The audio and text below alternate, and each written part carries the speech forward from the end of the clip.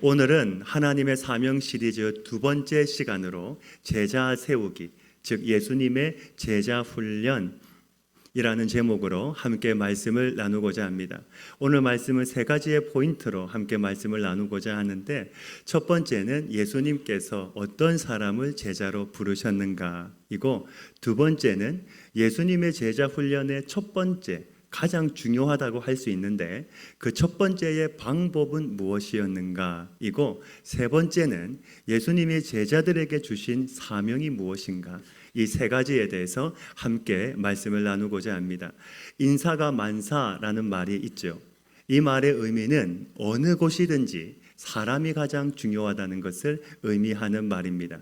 즉, 가장 적절한 시간에 적절한 장소에 적절한 사람을 배치할 때 만사, 모든 일이 잘 이루어진다는 것이죠. 그만큼 사람이 중요한데, 이것보다 더 중요한 것이 있다면 사람을 세울 때 올바른 사람을 세우는 것이 훨씬 더 중요할 겁니다. 왜냐하면 사람을 세웠는데, 그 사람이 좋은 줄 알았는데 사람을 세우고 나니까 그 사람이 좋지 않은 사람일 때 어떻습니까? 실패하고, 그리고 공동체가 무너지는 것을 우리는 참 많이 보았기 때문입니다. 성경에 흐르고 있는 중요한 진리 중에 하나가 무엇이냐면, 하나님은 사람을 통해서 일하시고 사람을 통해서 역사하신다는 겁니다. 왜일까요?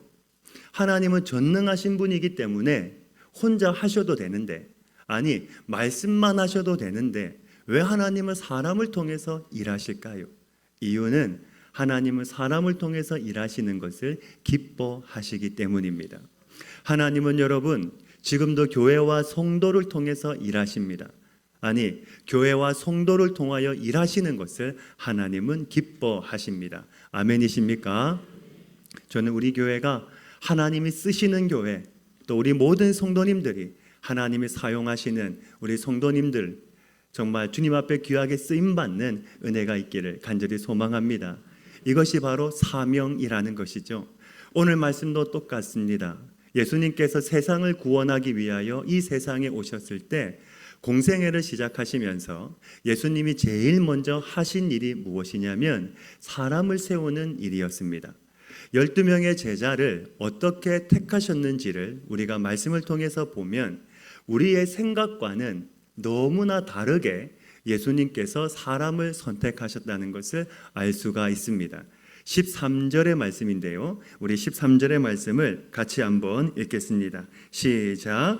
또 산에 오르사 자기가 원하는 자들을 부르시니 나아온지라. 아멘.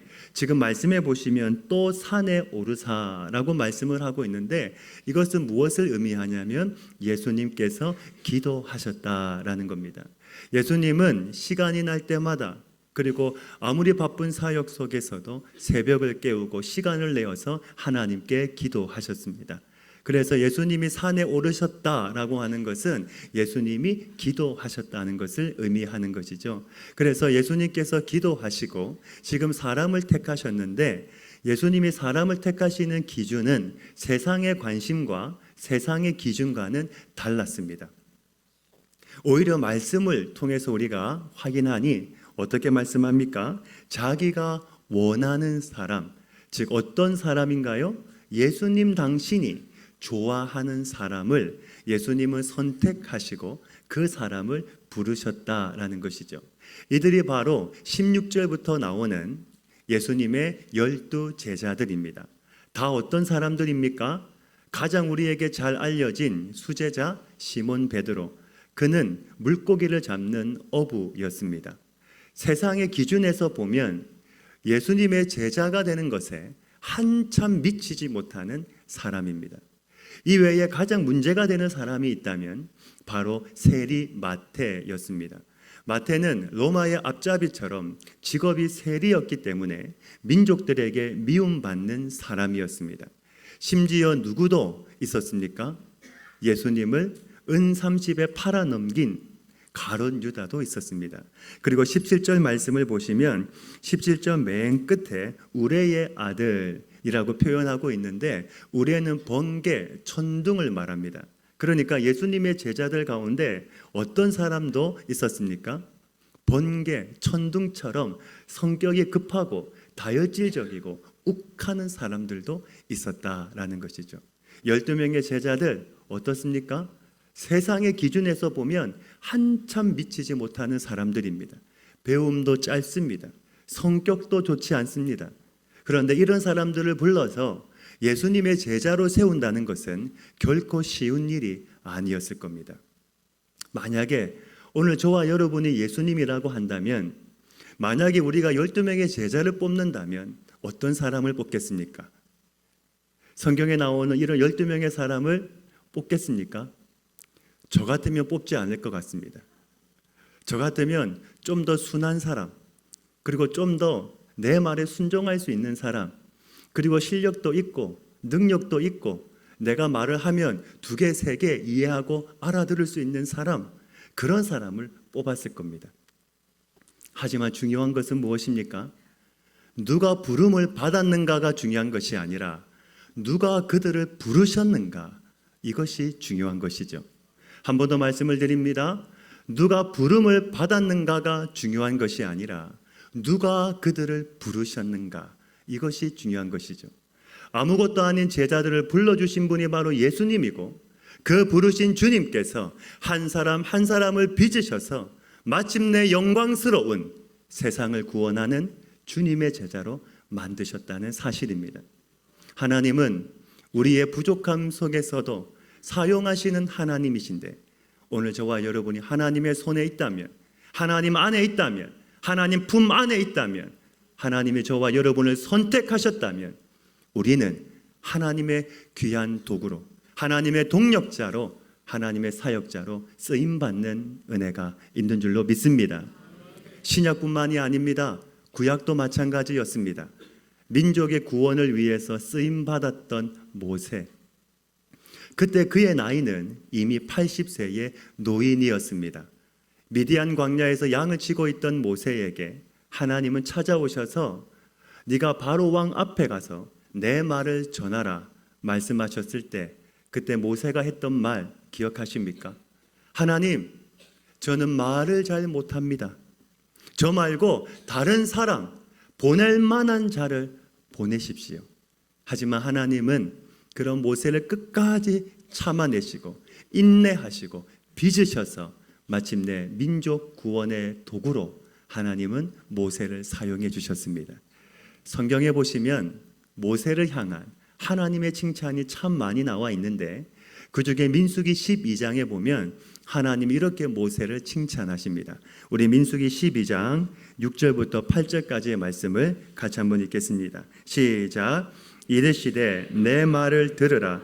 너희 중에 선지자가 있으면 나 여호와가 환상으로 나를 그에게 알리기도 하고 꿈으로 그와 말하기도 하거니와 내 종 모세와는 그렇지 아니하니 내 온 집에 충성함이라. 그와는 내가 대면하여 명백히 말하고 은밀한 말로 하지 아니하며 그는 또 여호와의 형상을 보거늘 너희가 어찌하여 내 종 모세 비방하기를 두려워하지 아니하느냐. 아멘. 이런 칭찬이 어디 있을까요? 그는 내 온 집에 충성함이라. 다른 사람은 내 형상을 보지 못하지만 모세는 내 형상을 보고 나와 함께 대면하여 이야기를 하는 사이다. 이런 칭찬이 어디 있겠습니까? 오늘 이 칭찬이, 오늘 이 모세의 칭찬이 저와 여러분을 향한 하나님의 칭찬으로 이어지기를 주님의 이름으로 축복합니다. 세상의 칭찬보다, 사람의 칭찬보다 하나님의 칭찬을 받는 은혜가 있기를 간절히 소망합니다. 예레미야도 마찬가지였습니다. 하나님께서 예레미야를 부르셨을 때 그가 했던 말이 무엇입니까? 하나님, 저는 아이라 말할 줄을 모릅니다. 그런데 하나님은 그런 예레미야를 통하여 하나님의 말씀을 전하는 민족의 통로로 하나님은 그를 사용하셨습니다. 오늘 우리도 마찬가지입니다. 하나님이 우리를 부르셨다면 나를 향한 하나님의 계획이 있다는 것을 우리는 믿어야 합니다.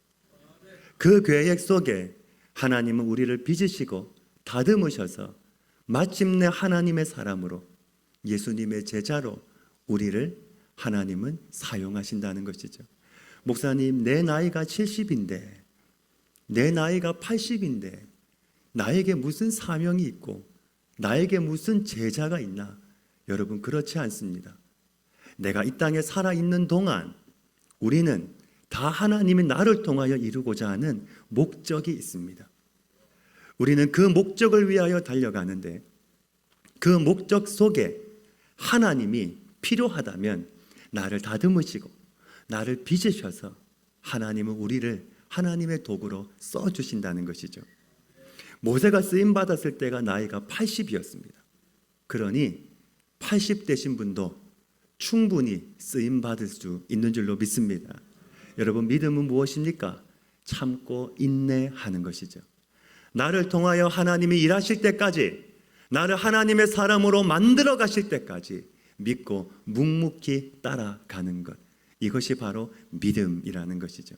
소망하기는 이 믿음을 하나님이 우리에게 주시고, 이 믿음으로 말미암아 우리가 더욱더 하나님의 사람으로 든든히 견고하게 굳건하게 세워지는 은혜가 있기를 간절히 소망합니다.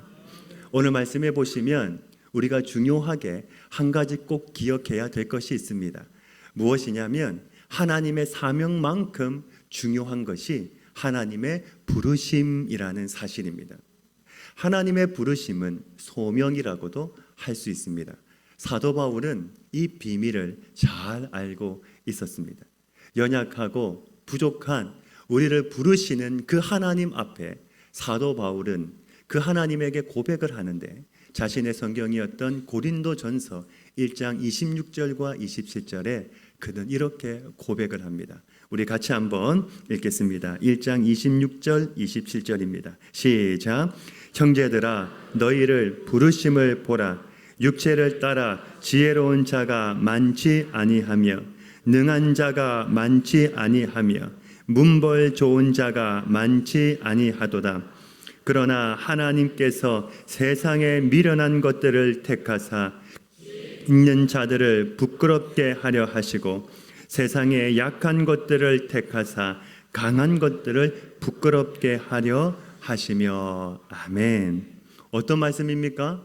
하나님의 부르심 앞에 우리가 자랑할 것이 하나도 없다는 겁니다. 다 연약하고 부족한 자들이기 때문에 하나님이 하셨다고 고백할 수밖에는 없다는 사실입니다. 한번 생각해 보십시오. 제자들 중에 누가 감히 자신들이 전한 그 복음으로 인하여 로마가 변하고 유럽이 변하고 온 세상이 변함으로 말미암아 그 복음이 오늘날 한국까지, 이곳까지 전해진 것을 12명의 제자들 가운데 누가 감히 상상이나 한 사람이 있었겠습니까? 아무도 없었을 겁니다. 그들은 오직 하나님이 주신 그 사명을 한결같이 전하다가 순교를 당했던 사람들입니다. 하지만 하나님은 그들을 통하여 놀라운 하나님의 역사를 이루어 내셨습니다. 우리 교회는 지금 제자 훈련을 하고 있습니다. 올해부터 처음 제자 훈련을 시작을 했는데, 이 제자 훈련을 처음 만드시고 시작하신 분이 고옥하는 목사님이십니다. 목사님이 소천하시기 전에 마지막으로 한 출판사와 함께 인터뷰를 하셨습니다. 한 책에 그 내용이 자세하게 나와 있었는데, 그 내용을 확인해 보니 목사님은 자신의 삶을 이렇게 회상을 하고 있었습니다. 내용은 이렇습니다. 저는 강단에 설 때마다 참 부족함을 많이 느낀 사람이었습니다. 말이 뛰어난 사람도 아니고 언변이 뛰어난 사람도 아니었습니다. 또한 저는 어릴 때부터 좋은 목사가 되기 위해서 훈련을 받았던 사람도 아닙니다. 모든 게 다 부족한 사람이었습니다. 또한 건강이 나빠서 대학 때부터 참 많이 고생을 했고, 목회를 하면서도 목회와 질병이라는 두 거인과 싸우면서 힘겹게 살았습니다. 참으로 진실되게 자신의 삶을 고백하는 내용이었습니다. 이어서 이런 질문의 내용이 또한 있었습니다. 목사님, 모든 것이 다 하나님의 은혜이지만 하나님께서 목사님을 통하여 참 아름다운 교회를 세우셨는데 하나님이 목사님의 어떤 모습을 하나님께서 보시고 이렇게 하셨다고 생각하십니까? 이 질문에 옥하는 목사님이 이렇게 대답을 하셨습니다. 모든 게 다 주님의 은혜입니다. 내가 한 것은 하나도 없고 다 하나님이 하신 것뿐입니다. 제가 그 내용을 읽는데 참 은혜가 많이 되었습니다. 오늘 우리의 삶도 마찬가지죠. 모든 것이 다 하나님의 은혜요. 내가 한 것은 하나도 없고 다 하나님이 하신 것뿐입니다. 아멘이십니까? 우린 이렇게 생각할 수도 있죠. 하나님이 90% 하시고 제가 10% 했습니다. 그렇지가 않다는 겁니다. 모든 것이 다 하나님의 은혜고 내가 한 것은 하나도 없고 다 하나님이 하신 것이다. 내 노력도, 내 건강도, 내 시간도, 내 직장도, 내 삶 속에 하나님이 함께 하시지 않으면, 하나님이 내 인생을 붙들어 주시지 않으면 나는 지금 이 순간, 나는 지금 오늘 이 세상을 떠날 수밖에 없는 존재라는 것입니다. 사도 바울이 이렇게 고백을 합니다. 우리가 이 보배를 질그릇에 가졌으니 이는 심히 큰 능력은 하나님께 있고 우리에게 있지 아니함을 알게 하려 함이라. 아멘. 우리가 금그릇이기 때문에 하나님이 우리를 택하신 것이 아닙니다. 실력이 있고 능력이 있고 출중하기 때문에 하나님이 우리를 선택하신 것이 아닙니다.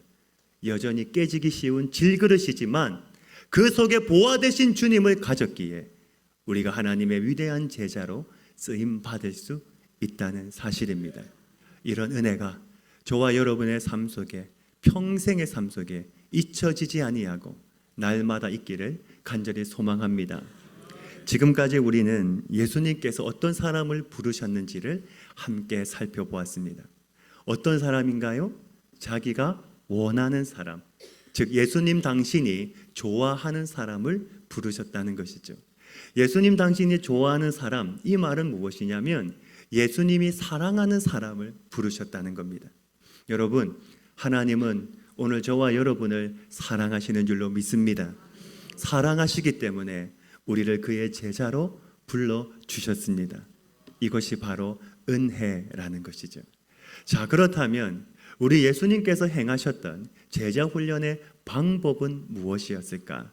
14절 말씀에 나와 있는데 우리 14절을 같이 읽겠습니다. 시작. 이에 12를 세우셨으니 이는 자기와 함께 있게 하시고 또 보내사 전하며. 아멘. 예수님의 제자 훈련의 방법은 다른 것이 아니었습니다.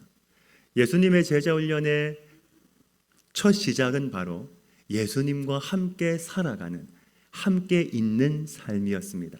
14절 말씀을 다시 한번 보시면 이에 12를 세우셨으니, 이 말은 예수님이 제자를 세우셨다는 것이죠. 그 다음에 이는 자기와 함께 있게 하시고, 이것이 바로 제자 훈련의 첫 시작이었다는 겁니다. 예수님의 제자 훈련의 첫 시작은 바로 예수님과 함께하는, 예수님과 함께 있는 삶이었습니다. 여기서 중요한 것, 우리가 한 가지를 꼭 기억하셔야 합니다. 주님과의 동행, 주님과 함께하는 것, 즉 주님과 함께하는 것이 바로 하나님의 사명을 감당하는 것만큼 중요하다는 사실입니다. 주님과 함께 있기 때문에 주님을 배우고 주님의 마음을 깊이 이해하고 예수님이 누구신지 바르게 깨달을 수 있기 때문입니다. 자, 그렇다면 오늘 여러분들은 그 주님과 함께 동행하는 삶을 살고 있으십니까? 어떠십니까? 예전에 제가 말씀드렸던 동행 질문 3가지, 기억하십니까? 하나님, 지금 제 생각이 하나님의 뜻에 맞는지요? 하나님, 지금 제가 하려는 말이 하나님의 뜻에 맞는지요? 하나님, 지금 제가 하려는 행동이 하나님의 뜻에 맞는지요? 우리의 말, 우리의 생각, 우리의 행동이 하나님의 뜻에 맞을 때, 하나님과 함께 일치할 때 세상은 우리로 하여금 하나님을 발견하게 될 것입니다. 이처럼 예수님의 제자가 되는 첫 시작은 바로 주님과의 동행이었습니다. 이처럼 우리가 하나님과 함께 동행하는 삶을 살아갈 때 우리의 삶은 가장 복된 삶, 세상의 그 무엇과도 바꿀 수 없는 은혜로운 삶으로 우리의 삶이 변화되어지는 줄로 믿습니다. 이 사실을 알았던 다윗은 시편에 이렇게 고백을 합니다. 시편 27편 4절 말씀인데요, 우리 같이 한번 읽겠습니다. 시작. 내가 여호와께 바라는 한 가지 일, 그것을 구하리니 곧 내가 내 평생에 여호와의 집에 살면서 여호와의 아름다움을 바라보며 그의 성전에서 사모하는 그것이라. 아멘. 다윗이 왕으로서 가장 원했던 것은 세상의 부귀영화가 아니었습니다. 세상의 성공도 아니었습니다.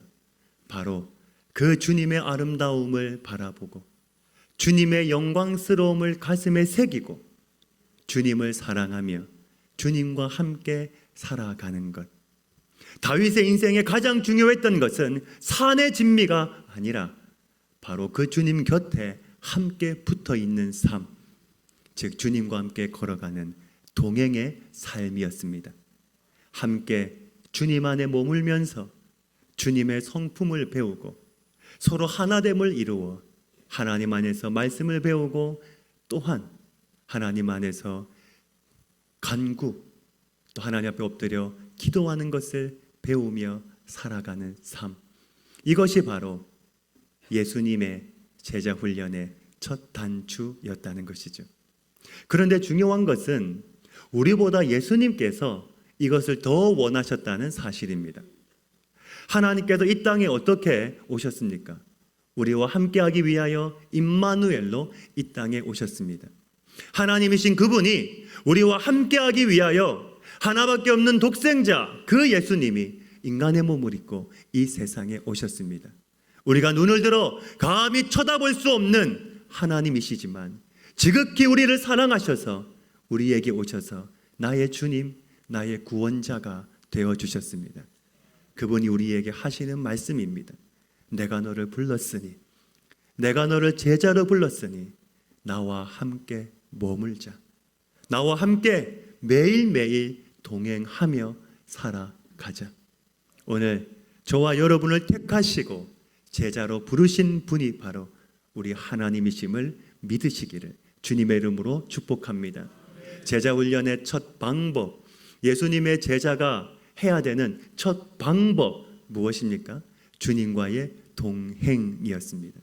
우리는 제자 훈련이라고 하면 말씀을 배워야 되고 뭔가 특별한 훈련을 받아야 되는 것처럼 생각하는데 물론 그것도 필요합니다. 그러나 그것보다 더 중요한 것은 뭐냐면 내가 주님과 함께 동행하는 겁니다. 내가 주님과 함께 살아가는 것입니다. 내 생각, 내 말, 내 행동이 주님이 보실 때에 인정할 수 있는 삶으로 내 삶이 바뀌어지는 것입니다. 한 걸음 한 걸음 주님과 함께 걸어가는 것입니다. 주님과 따로 걸어가는 것이 아니라 여러분, 옛날의 어르신들은 항상 남편과 아내가 함께 어떤 곳을 갈 때 항상 어떻게 갑니까? 남편이 저 앞에 걸어가고 아내는 맨 뒤에 걸어갑니다. 그러면서 하는 말이 있죠. 빨리 와라. 이렇게 말씀을 하죠. 제가 보니까 항상 어르신들이 그렇습니다. 같이 걸어가지 않습니다. 남자가 앞에 가고 여자는 그 뒤에서 남자를 따라가야 된다 생각을 합니다. 근데 신앙생활은 그렇지가 않습니다. 주님과 함께 걸어가는 것입니다. 또 때로는 주님이 길을 가실 때 그 주님이 가시는 그 길을 보고 같이 따라가는 것입니다. 내가 앞에 가는 것은 절대로 신앙생활이 아닙니다. 주님과 함께 동행하고 주님과 함께 걸어가고 주님과 함께 발을 맞추고 함께 눈을 맞추고 같은 곳을 보고 같은 곳을 바라보며 함께 가는 것, 그것이 바로 제자됨의 첫 시작이요 첫 단추라는 것이죠.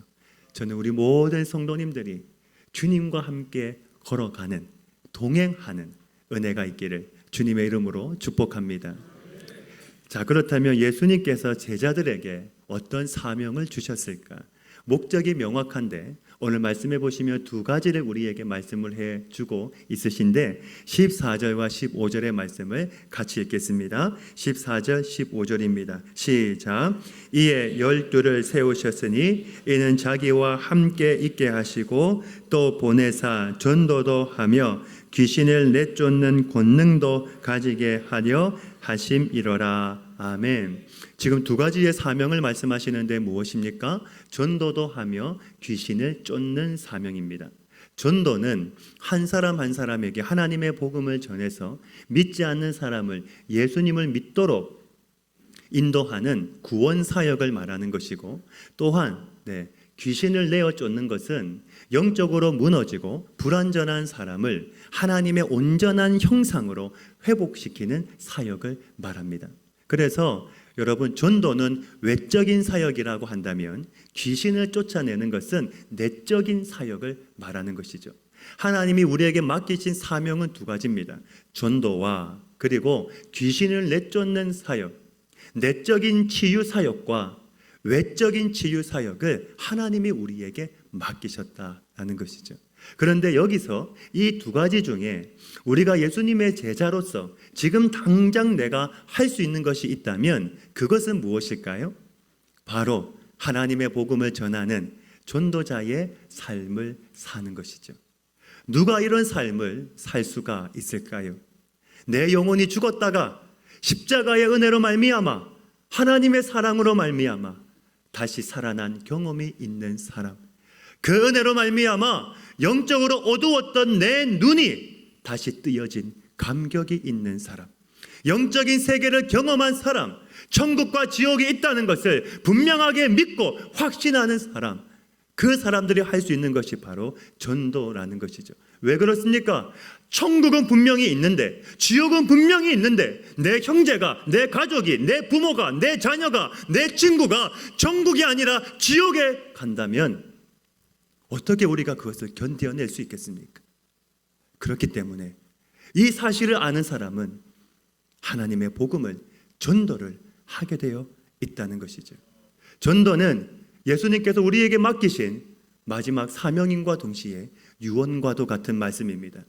사도 바울은 때를 얻든지 못 얻든지 항상 힘쓰라 말했습니다. 물론 전도가 쉽지 않다는 것, 전도가 어렵다는 것 잘 알고 있습니다.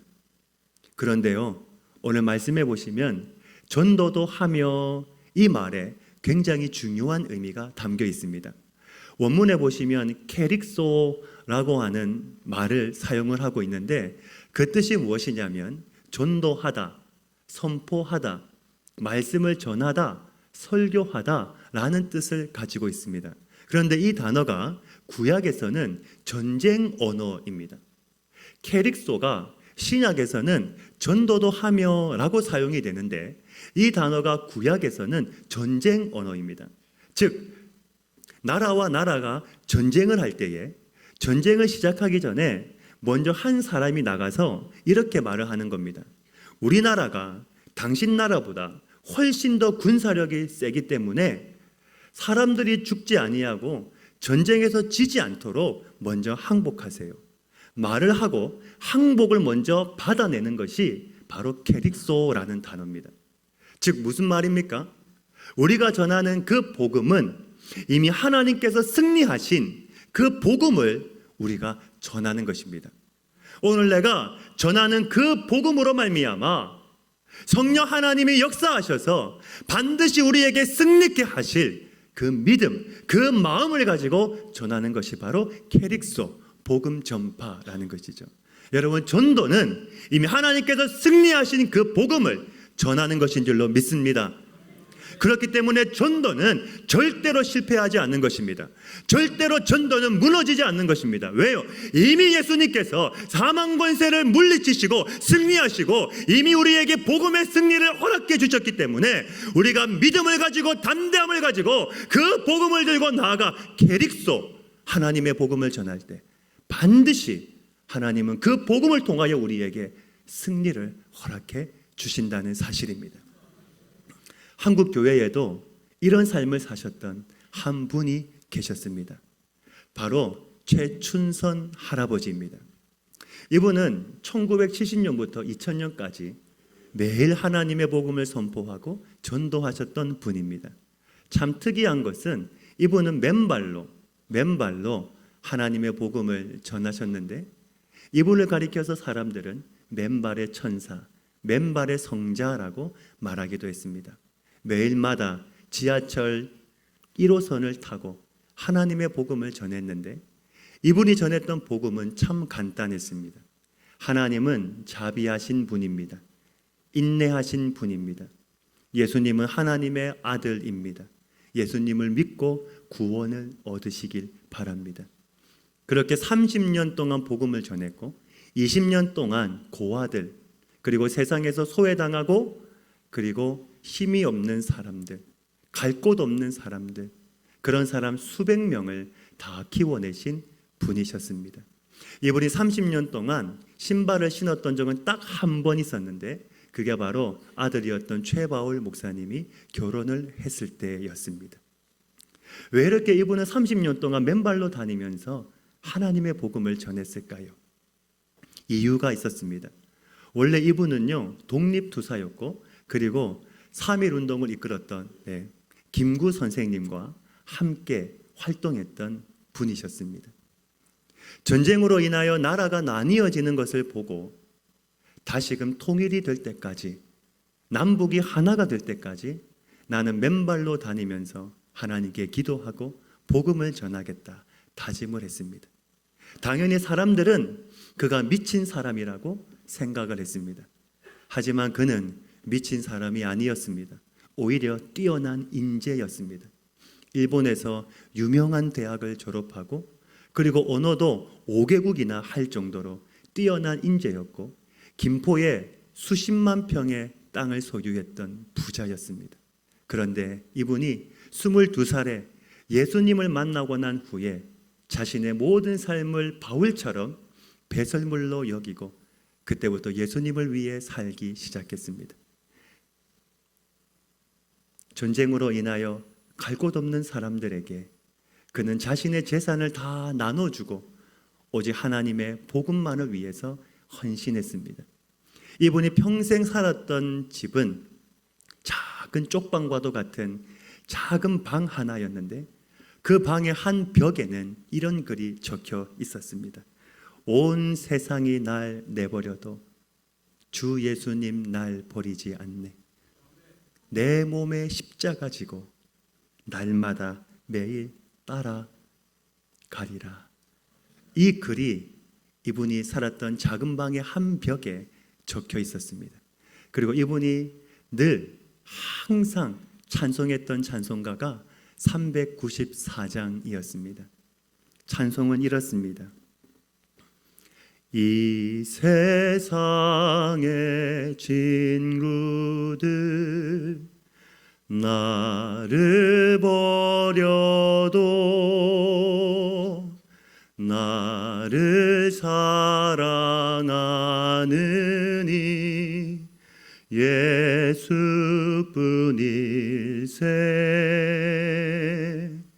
예수 내 친구 날 버리지 않네. 온 천지는 변해도 날 버리지 않네. 3절 가사를 보시면 이렇습니다. 괴로운 일 당해도 낙심 말아라. 영원하신 주 능력 나를 붙드네. 예수 내 친구 날 버리지 않네. 온 천지 변해도 날 버리지 않네. 2001년 9월 4일 여전히 할아버지는 지하철을 탔습니다. 그리고 그 지하철에서 하나님의 복음을 전하고 앉은 자리에서 하나님의 부르심을 받았습니다. 우리 가운데는 이런 이야기를 접하면 이렇게 생각하는 분들이 있습니다. 하나님, 저는 그렇게 살지 못합니다. 저는 절대로 그렇게 살 수 없습니다. 네, 맞습니다. 이렇게 살아가는 것 어렵습니다. 아무나 할 수 있는 것이 아닙니다. 하지만 여러분, 복음 전파는, 전도는 이미 하나님께서 승리하신 그 일을 우리에게 맡겨주신 것이기 때문에 우리가 전도하고 복음을 전할 때 하나님은 우리를 통하여 당신의 역사를 이루어 가시는 줄로 믿습니다. 아마 최춘선 할아버지 한 분으로 말미암아 많은 이름 모를 사람들이 주님을 만나고 새로운 인생을 살게 되었을 겁니다. 그 사람이 바로 오늘 저와 여러분, 우리 아니겠습니까?